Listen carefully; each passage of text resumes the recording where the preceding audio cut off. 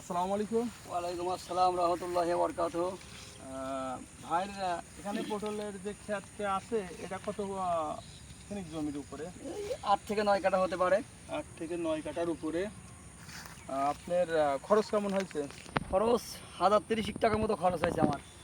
তবে আপনার আশা করছেন যে কেমন কি ফলন হতে পারে? এখন যে গাছেতে ফল দেখতে পাচ্ছেন, অবশ্যই আশা করা যায় যে হয়তো লাখ খানেক টাকা বিক্রি করতে পারবো। তাতে পটলের যে ফলন হয়েছে সেটা কি আপনি বাম্পার ফলন মনে হ্যাঁ, করতেছেন? অবশ্যই বাম্পার ফলন মনে করতেছি। এটা এটা আপনারা করবেন অবশ্যই, যারা চাষি ভাইরা আছেন আপনারাও এটা করলে লাভবান হতে পারবেন। দেখেন ভাই, পটল দেখেন খুব ভালো ভালো বাম্পার ফলন হয়েছে। আচ্ছা, এই যে পচে যাওয়ার কারণটা কি? পচে যাওয়ার কারণ এটা হচ্ছে আপনার খরার কারণে অনেক নাকি? অনেক সময় এই রোদ্দুরের কারণে এইগুলাই পচন ধরে যায়। এইগুলো থেকে আপনার ওই রোগও আছে। রোগও আছে। রোগও আছে। এটা কি রোগ বলে? এটা এক ধরনের এই পোকা লাগলে পরে, সেই পোকা যে ওই গোয়ায় ফুটো করলে পরে তখন ওই শুক্র ধরে সেটা মারা যায়। এক ধরনের পোকা আছে, এতে স্প্রে করা লাগে প্রায়। আচ্ছা আচ্ছা, এই স্প্রেটা করা হয়, এটা কি পটল তোলার স্প্রে করার পরে যদি পটল উঠান সেক্ষেত্রে কি খালি পরে কোনো ক্ষয়ক্ষতি না, হওয়ার কোনো কোনো সম্ভাবনা? ক্ষয়ক্ষতি হবে না, কোনো সম্ভাবনা বিষাক্ত না? না, না। আহ, দর্শক বন্ধুরা দেখছেন যে পটলের বাম্পার ফলন, আর এই ধরনের ভাইরাস থেকে মুক্ত হতে হলে পরে স্প্রে করা লাগবে।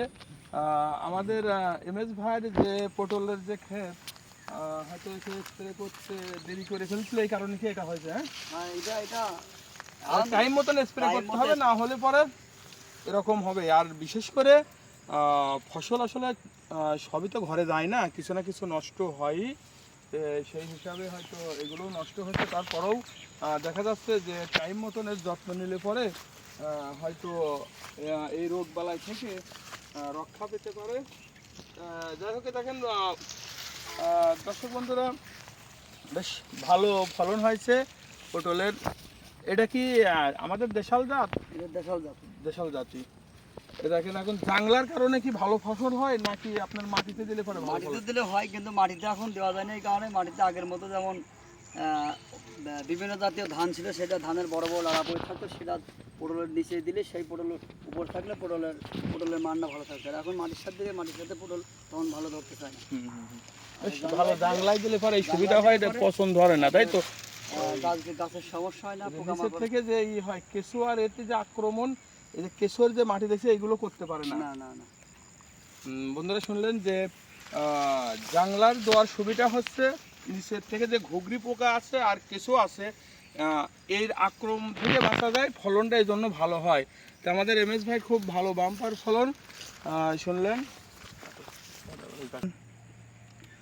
দেখেন, জাংলার ফলন খুব বাম্পার ফলন হয়েছে।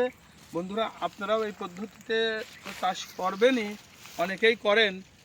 তবে যে পোকা ধরার যে এটা আপনারা এই যত্নটা নিলে পরে হয়তো এই ড্যামারেজগুলো আপনাদের আসবে না। যাই হোক, আপনারা সময় মতন পরিচর্যাটা করবেন, এটাই হচ্ছে মূল কথা, যে সময় মতন পরিচর্যা করলে পরে যে কোনো ফসল, যে কোনো জিনিসই আপনি ভালো করতে পারবেন। আশা রাখি আপনারা সময় মতন পরিচর্যা করবেন, আর আপনার চাষি ভাই ঘুরে দাঁড়ালেই দেশ ঘুরে দাঁড়াবে। দেশের যে অর্থনীতির যে অবস্থা, আপনারা অবশ্যই দেশ চালানোর জন্য আপনারা সহযোগিতা করবেন ইনশাল্লাহ।